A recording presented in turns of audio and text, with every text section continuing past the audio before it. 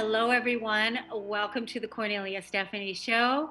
I'm here with Lady Boss entrepreneur Joan Sharp, and we're going to have a beautiful conversation today about how to change our conversation from money to vision. Joan brought a very special guest with her today that she's going to introduce here in just a little bit. And you're going to hear how our guest um, how our guest go whose family had a conversation, whose family used to have a conversation around money, and how they changed that conversation from money to vision. That's what we're going to talk about, because this is what my co-host teaches us. She teaches us on how to shift the conversation. When our guest when our guest her and her parents, when they passed away, there was a better way for her to be in the family that changed the conversation from money to vision. And that's what we're going to talk about today. So what happens when there's only the desire to talk money? Because a lot of times in our conversations, that's how the conversation begins. It's always just about the money, and we want to change it from money to vision. So my co-host, Joan Sharp of River Family Advisors, she's not just an advisor, she's a thought leader in the area of changing your money mindset. Joan encourages us to change the difficult conversations we have that are all about money to a pleasant conversation about a shared vision that will better support your values, your life experiences, your legacy, and your wealth. Welcome, Joan. Hi, Kornelia. It's great to be here and have my guest, Cindy. But quickly, before I do that, I want to acknowledge today is June 12th, 2020. And as we have been talking, Kornelia, about all the changes in the pandemic and people with family and everything, we have had some enlightenments through this, but there has been some tremendous things that have happened over the past couple of weeks since our last show. And I just want to recognize that Black Lives Matter and how we are in the community with our families in equity of everyone around us, and recognizing our implicit bias as we work through this. Changing that conversation from money to vision. And I just want to recognize that. And then I'm now going to introduce our guest, Cindy Arledge, who is a 4-time #1 best-selling author, second-generation real estate investor, and leader in legacy planning industry. She has a passion around legacy planning, becoming a standardized and recognized industry, because she knows the pain of broken relationships and wealth lost that comes from transferring wealth without a legacy plan. Following her parents' death 8 months apart, she became an expert in the field to help families avoid the tragedy that her family experienced. In addition to receiving her bachelor's and master's in business, Cindy has completed numerous certification programs in coaching and communication. She combines real-world experience with the latest brain science to create common sense approaches that provides fast results. Now, that's one reason I love her, is about the common sense, along with the brain science. Cindy, thank you for joining us.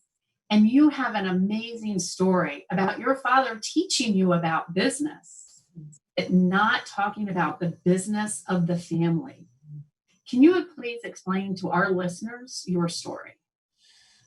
Well, first of all, I'd like to acknowledge Kornelia for creating this platform where we can have these kind of conversations.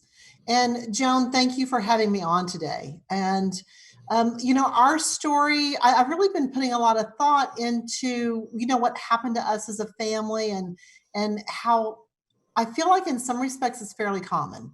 My parents were Depression-era children. And my dad came from a broken family during the Depression, and his sister passed away when he was only 10 years old. and he became a breadwinner at the age of 13. And when he was in his mid 30s, both of his parents passed away. And ironically, because of their level of income that they had created in their lifetime, they actually had to live together at the end of their lives, not liking each other. They were still divorced, but because they didn't have enough money, they had to live together. And I think that changed my dad to say, I don't want to die poor. And I think he felt like money gave you choices. So when him and my mom got married, I found their tax returns. They, in 10 years, had 4 children and was making $4,000 a year in 1959, trying to raise 4 children. And my mother had really serious health issues that when you look at their tax return, they were spending like $1,000 of that, money on health issues. So I think when his parents passed away in the 30s, it really no, I don't want this for my family. And by the time he ended up passing away, he was making $750,000 a year. And so I think for him, the conversation about money was his interpretation of the gift that he was leaving for us. That's a good point, because he didn't want to leave you the way he was left. Exactly. And in his defense, there was no one available to teach him about having a conversation about vision. It was the mid 90s, and him and my mom redid their will, and there was attorneys advising him. And their advice was to create trusts and tie things up legally. And so I felt like with the level of information he had available to him, that he made the best choices that he could. Right. Well, and I'm going to kind of step back. His vision for you was actually to have security and a home. But all he knew was the story of money because of the way society was and the way he saw, because we never verbalized the vision. What if he had said that to you? Well, it's ironic that you asked me that question, Joan, because I was trying to have those conversations with him, not knowing that was even a thing. He was making so much money and his life was in such a great spot. He said, Cindy, what do I do with all this money? And I was like, Dad, spend it on your family. Spend it on us. Use it to develop us. And he's like, well, that doesn't make me money. Well, who knew that if you fast forward 10 years later, the majority of the wealth that my mom and dad created is already gone because we didn't have the conversation. So what happened when your parents died within 8 months?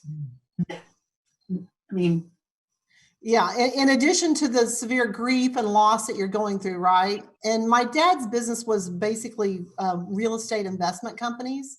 And he had followed all the advice of the attorneys. He'd set up 5 family limited partnerships. But because of some, there was just some real issues in our family that Dad felt like he needed to control the money for some of his children by setting up trust and making other people the trustees for that trust. And what he thought he was doing them a favor actually ended up causing family conflict. And, I'll just be, transparent. I was made trustee of my brother's trusts and my niece and nephew's trust. And my brother resented that. And likely as well he should, right?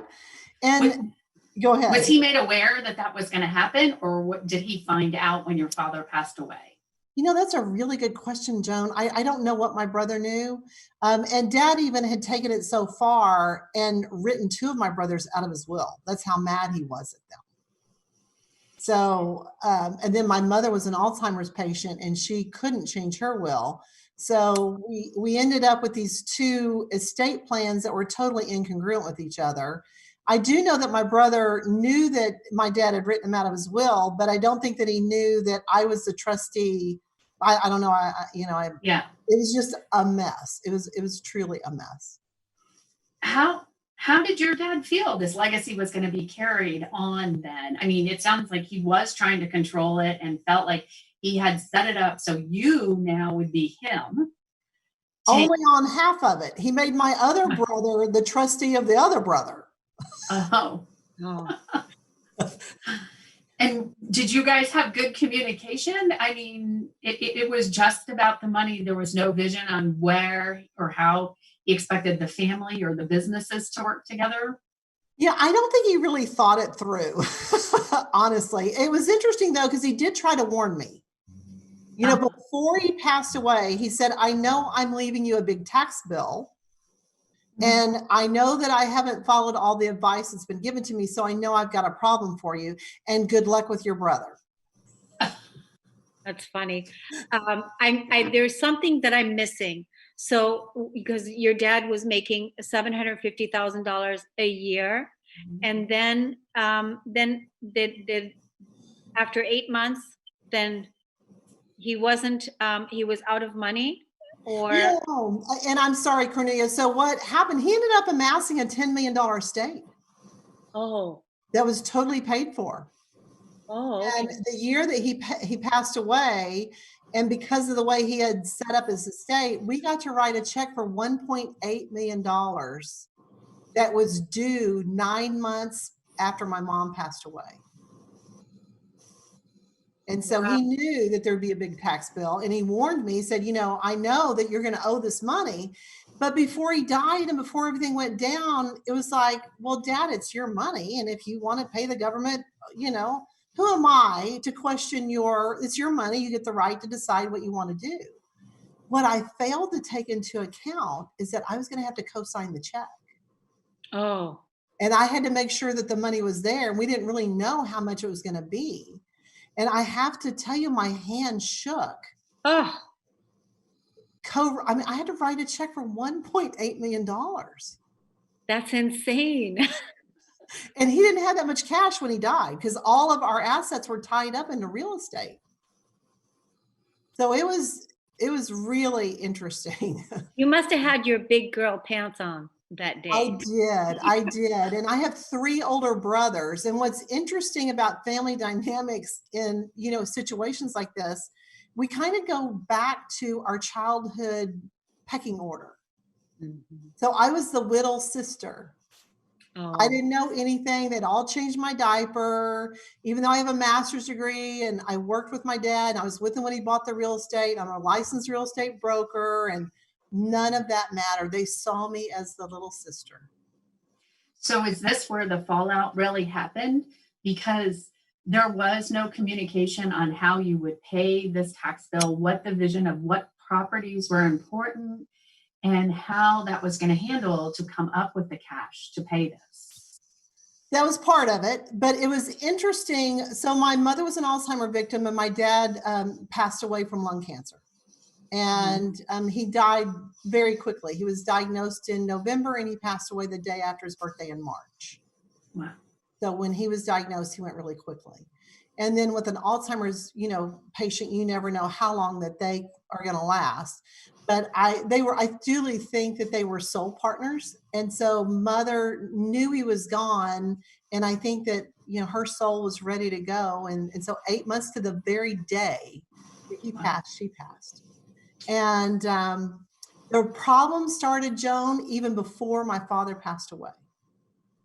Oh, yeah. Because I was co-executor with an older brother. Obviously, they're all older. And because of the family dynamics, that brother wanted to control access to the other brothers that were on the outs with my dad. And I felt like they should have a chance to say goodbye and have a chance to mend that relationship while my father was alive. And that's where the lack of vision, that's where it really started tearing apart. Okay. Wow. Yeah. Well, I really appreciate you sharing all of this. This is, I think, an important piece for a lot of people that, you know, have this kind of legacy inheritance, and, you know, where the family dynamics play out. I'm curious, is your family, the dynamics today, are they healed? Is everybody okay? How is everyone? Well, and thank you for asking. And, you know, the challenge of sharing your story while everyone is alive is that it's not my intention to make anybody wrong or right. We were all doing the best we could with the situation of where we are. So I'm very, I try to, my goal is always to only share what I would want shared about me, because I don't feel like they were wrong. They were just doing the best that they could in the situation. But to answer your question, Cornelia, the one brother that I had the emotional biggest problems with, I actually have healed that relationship, and we have a relationship that we enjoy now. Yeah. And then another brother that when I was growing up, he was my favorite brother. He doesn't want to speak to me. And I've had to learn that it's okay to love someone who doesn't love you back. Yeah. And that's, Wow. go ahead, sorry. It just was such a great opportunity to learn that. I mean, I send him love and I wish him well. And I'm sorry that, he is in a place that he's unforgiving, but I've done all I can. And then I have another brother that we actually become so much closer than we ever were previous to any of this happening. So now you have your own children, and you have felt this conversation needed to change because you started writing books and doing other things and educating yourself. So since you were in the weeds of this, what did you do to start changing that conversation? Well, that's a great question, Joan. And the reason that I wrote the books is because I know I'm like a reformed smoker. You know what I mean? Except that this is such a taboo topic. We don't talk about death. We don't talk about aging. We don't talk about money. And I wanted to turn my mess into a message for other people, because this is like a non-do-over thing, right? I mean, once the parent passes or the grandparent, and this situation doesn't even have to be a parent or a grandparent. I will, tell you, in my husband's family, everything went fine when his parents passed away, but when his aunt passed, that tore the family apart. Huh. And so having these, so Joan, what I started doing is I started researching. And when I started finding the facts that 9 out of 10 families can't transfer wealth past the third generation, I was struck by those statistics. Number one, 9 out of 10 fail, but who are those 1%ers and what do they do differently? And so I started probably the rest of my life, research on this whole topic of death and money and aging, and discovered, Joan, that the key is really preparing your heirs, having that vision, and building up communication and trust while you're alive. So once I found out how to fix it, because my parents didn't have enough money, and I didn't either, because you take $10 million and split it actually 5 ways, because my parents set up a trust for the grandkids only. I didn't qualify for the family office industry that provides these services. We're not even close to being able to qualify for the industry that provides this level of training. So I just did it myself, Joan, and I utilized the best practices, but I also took everything that I know about brain science and entrepreneurship and like, what is the outcome? What's the fastest way to the outcome? And applied it to our family, and then started helping other families. Well, and so what have you started doing with your kids? Because what we're hearing, what I'm going to say, when you are living your legacy every day, right? And what you do and how you show up in those conversations is every day. So, and I know you mentioned you went back and looking at your dad's tax returns, and you started putting stories together based on what you were seeing in that, so that you could create a deeper legacy of your father and understanding things he did and decisions he made from what you were seeing. But what are you doing to verbalize so your children and grandchildren know? Well, and that's such a great question, because, our vision, we don't want our vision to die when we die. Right. And I don't know, Cornelia, I don't know if you've ever heard of the Camino de Santiago in Spain. Yes, I have. So 5 years ago, I walked 500 miles across Spain and completed the Camino de Santiago. Congratulations. Thank you. Thank you. And it was a life-changing event. I mean, it changed everything. And that was my first book that I wrote about that. And the reason that I bring it up, Joan, is because my kids know I walk the Camino, and I put my experience in a book. So now anybody can read about my experience. And yet there's so many documents and so many just things that aren't captured in written word, or used to, we would tell these stories verbally, right?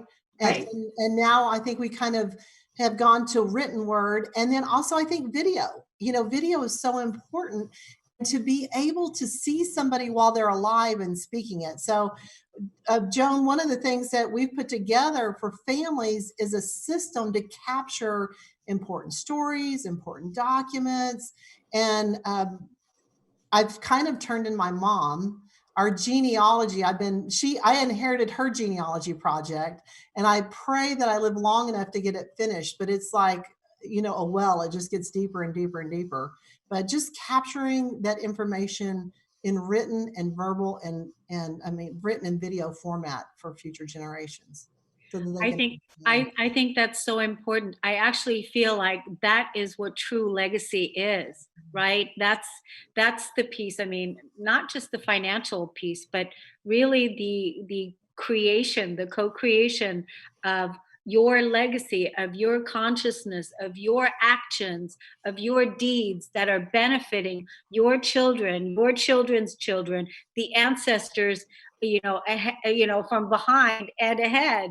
It's really the whole thing, that you're putting all of your experience into this, into platforms, in ways where people can read and where people can learn from, which I think is a brilliant way to honor and acknowledge your life. well, and thank you for that. And what we're really excited about is that we're actually multi-generationally creating a new vision for our family. Wow. So our family is 7 years into our legacy plan. And every year, except for this year, because of the situation that we're in, we take the entire family on a vacation together to spend that week together. And it was, typically from the second Saturday to the third Saturday in June, so that anybody who's working or changing jobs, they can go to their new boss and say, this is our legacy week. Because we know how wonderful the holidays are for trying to have serious conversations, right? So we just establish our own legacy week. And we talk about topics, and we have agendas, and all generations participate, and we capture these. And I must admit, from this last year, I'm going to start putting those together in a book, year by year, capturing memories. We also have, except again for COVID, monthly meetings where we talk about topics and we capture these agendas and these ideas, and really as an entire family exploring who are we now and where do we want to go. Have you found, because you're having these conversations now, the initial legacy you had in mind that you would leave and how it would be has been able to grow and evolve beyond your initial vision because you have shared it and lived it every day?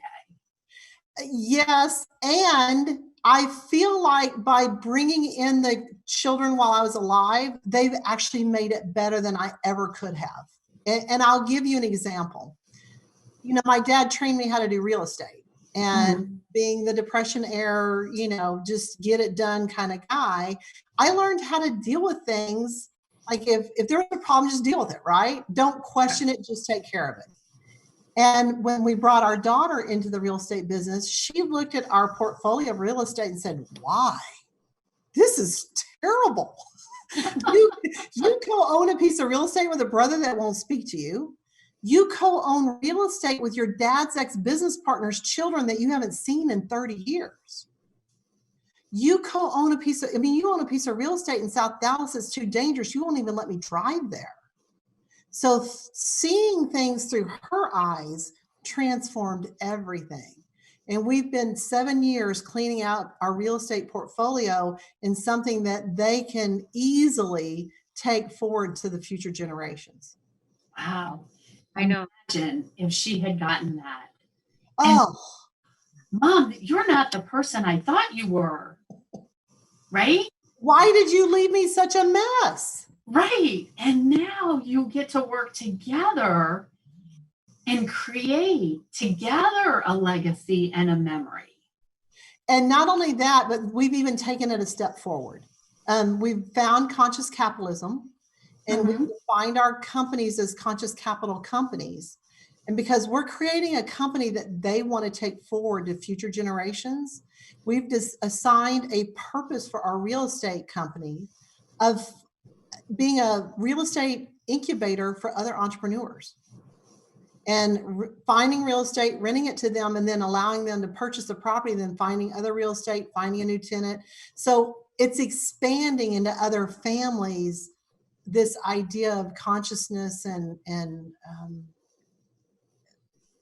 vision. Joan, just it's vision. Yeah. And I'm going to say that is what made your riverbed of life with your family and community deeper than it would have been had you left that initial thought or vision, portfolio to your daughter. Right. Yeah, and you've literally transformed the whole operation. I want to be part of your family. I mean, my God, it's like this. I have never heard of anything like this before. Never have I heard of what you're doing with your family. It's got to be so fun and exciting to work with a team, of people, and you guys are all focused on the same vision, focused on the goals together, and you guys are strengthening the unit together and how it's rippling out and helping. I've never heard of anything like this. I'm so excited you're sharing this with us. And Joan, thank you so much for bringing Cindy on today. What a fantastic conversation. I don't even know. I have all these things all these questions that are like going through me, and I'm like, oh my God, but we have to take a break. So we're going to take a break right now. And when we come back, we'll carry on. Okay.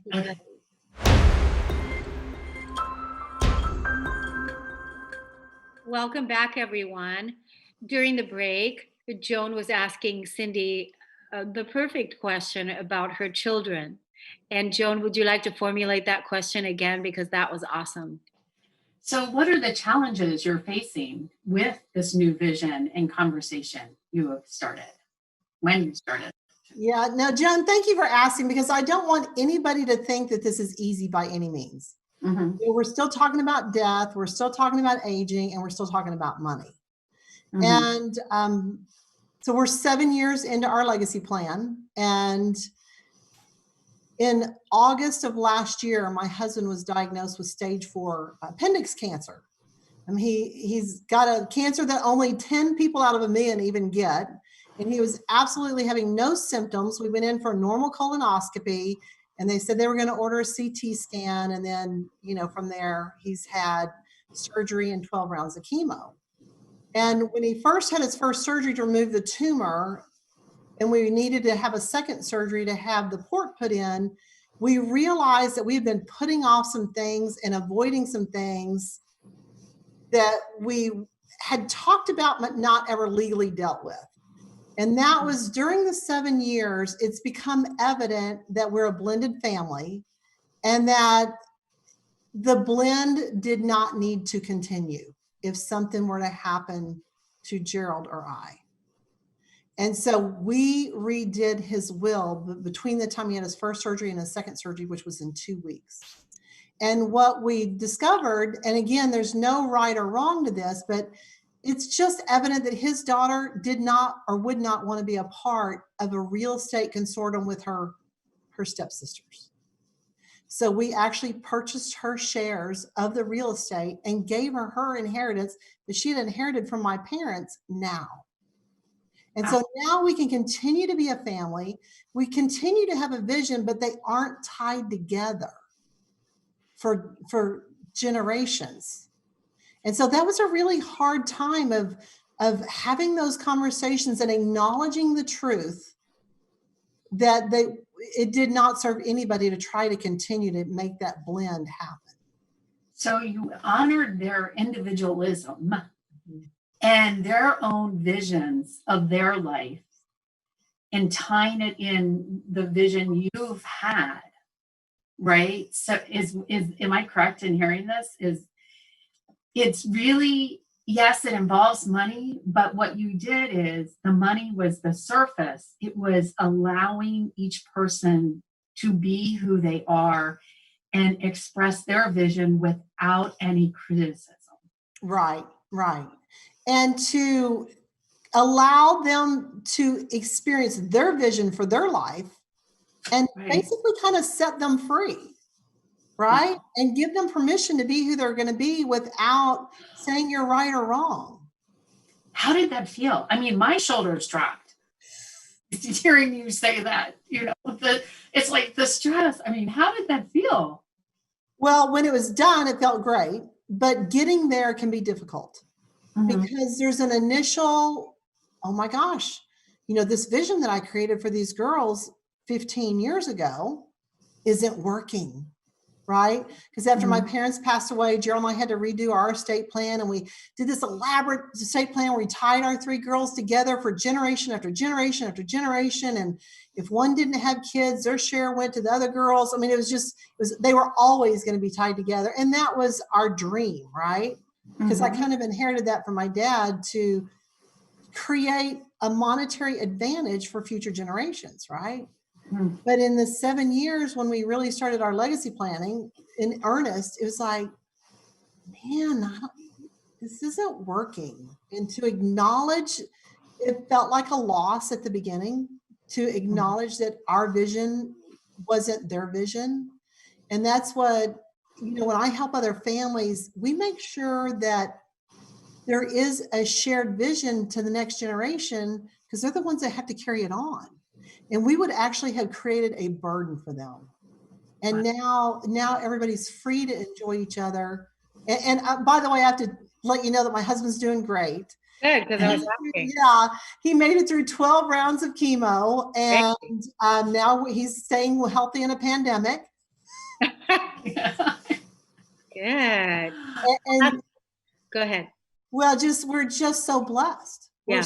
We're so blessed. Yeah, and I'm so glad that your husband is doing well. That was one of my questions, so you answered it without me asking. And then your daughter, the one that received her inheritance now, right? It's my husband's daughter. Your husband's daughter. Well, how did she respond to the decision that you all made after a while? Because like you said, it was hard. You also had to look at your own belief systems, what was before and what you're doing now. And so there was a lot of emotional attachment that had to be let go and all these things. And then, so how did your daughter or your husband's daughter, how did she respond to that? Well, actually, we didn't make the decision. We let her make the decision. Oh. We said, what do you want? This is what we see. And this is an alternative that we can provide you. And she made the decision. So she made the decision. That's fantastic. Yeah. And so, Cindy, I mean, this is opening up and living what you wanted, right? The vision you really had from when your father was wanting everyone to be an individual and have conversations and actually have relationships after you're gone, right? That aren't tied by money and stuff, but actual human relationship. So we talked about before, but can you talk about what do you see the difference between legacy versus inheritance? Oh, that I love this idea, because when we were setting up our first meeting for our children, so imagine that we're 15 years in the past, right? Really 13 years, because it took 2 years to settle my parents' estate. And the girls were in their early 20s. They were now beneficiaries of a trust. They had no idea what that meant. And this is before I even had found like legacy planning and how to have vision. I was just still operating on intuition. My husband and I, we hired professionals to do a one-day seminar. We hired the attorney to explain what trusts are and beneficiaries so that the girls could understand. We hired a CPA to have him explain what the tax consequences of getting income from a trust that doesn't have Social Security and withholding taken from it. We hired a life coach to talk to them about their vision, what they wanted to do with their life, and how they could take this gift from their grandparents and move on. And then Gerald and I did our presentation about what we wanted for the girls. And in the process of preparing for that seminar, I looked up legacy and I looked up inheritance, and I was shocked. Legacy is from the eyes of the person who's leaving it. Inheritance is from the eyes who's receiving it. Huh. And those are two very different perspectives. Right. Wow. So, so you mentioned that you have your family meeting, the annual family week, and you go over the family vision. Do you have each person also say what their vision is for the upcoming year, and then have a joint family vision, so that now their inheritance is actually part of your legacy, since you're bringing their eyes, the inheritance eyes, along with your legacy, that actually now they're blended versus so separate? Well, that's a great question. What's interesting is all of them are so different, right? We've got introverts, extroverts, we just have a plethora of personalities. Mm-hmm. And I share what I do with the kids to set my vision, but some of them don't like it. And so they all have their own system for creating their own vision. Right. And one of the things that Gerald and I are doing, we talked about the conscious capitalism and creating an incubator for entrepreneurs. We're actually doing that with the kids as well. My oldest daughter, that's been with us in the business for 7 years, has earned her broker's license. So she's accepted the role of being our real estate broker. So that if something happened to me, the real estate could continue. The other daughter finished her certified senior advisory certification program, and she's gearing up to come into the legacy business. But right now she's a school teacher, and her husband is a police officer, and there's insurance, and there's a retirement. And so their vision, our goal, Gerald and I's goal, is to incubate them to success of what they want as success, and really help them achieve the visions without just giving it to them, because self-esteem is earned. You can't give someone self-esteem. No, it's about the purpose. Mm-hmm. That's one reason I feel, by sharing a vision of each thing that you want to, is you're sharing your expectations and what's important to you. And by sharing it, you can accomplish it, as you have done here by sharing with your kids. Not only have you gotten it done, it's just gone beyond. I mean, if you hadn't shared, do you think you would be thinking about conscious capitalism at this time? I can't say. Right. But I will tell you one of the things that we're even taking it to the third generation, right? So my grandson, for his birthday, wanted to help someone for his birthday. And so I sat down and talked to him about leverage, because we were in the car one day, and if somebody judges me by what I'm going to say, then they feel free to. But we were on the side of the road, and there was somebody wanting money, and he said, they call me Elmo. He couldn't say Oma, the German name, so I'm Elmo, and I love being Elmo. He said, Elmo, can we give them money? And I said, no, Christian. And so we sat down, we had a conversation about how to leverage giving.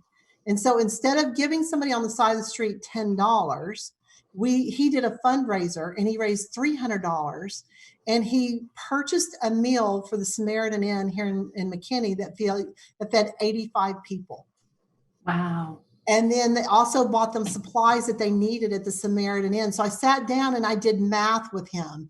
And I said, the $10 that you gave would have fed one. And we actually talked about the money that he raised and how it could help so many more people, because he was utilizing a nonprofit that had the ability to help more people and had a mission. And so to be able to talk to children, he was 7. Wow. 7 years old. And so when you know your values and you know your vision as a family, you can actually start passing that on to very young children in very tactical, practical ways, and allow them, it's a culture. The vision becomes a culture. And so giving is very important to us, but we want to give in a way that leverages and really helps people. That's fantastic.